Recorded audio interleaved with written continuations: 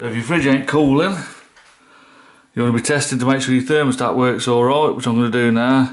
And then I'm going to test the compressor, and if the compressor ain't, it's probably the gas. But I'm not going to show you the gas today because I don't have the equipment. So I'm just going to take all these wires off. I've already took the plastic case off. People always moan at me about that because it's really hard to get them off.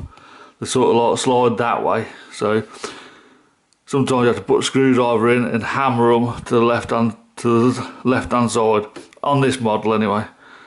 So just get it off at any means possible. It is hard, I know. Anyway, I'm going to test the thermostat first, then test the compressor motor windings. Okay, so I'm just testing this compressor.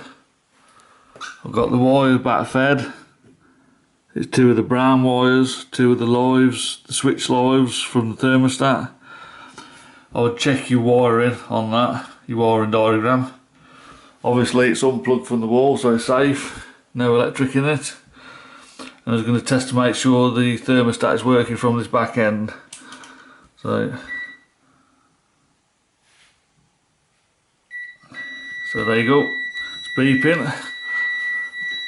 I'll just make sure the thermostat turns on and off.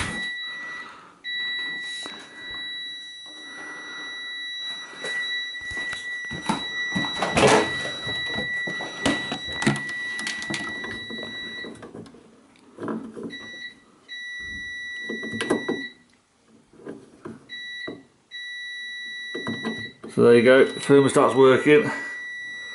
I'll test the compressor now. I'll just look at the back of the relay. It says this one's the motor, that one's the start winding, and that one is the common, I should imagine. So I'm going to test my multimeter. Black one to the common.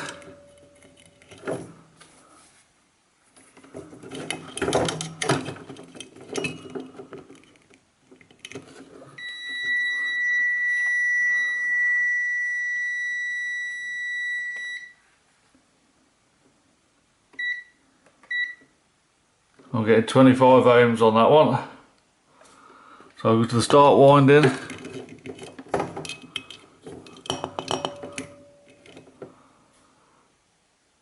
And I'm getting 42 ohms on that one. This is a good compressor, so they're good readings.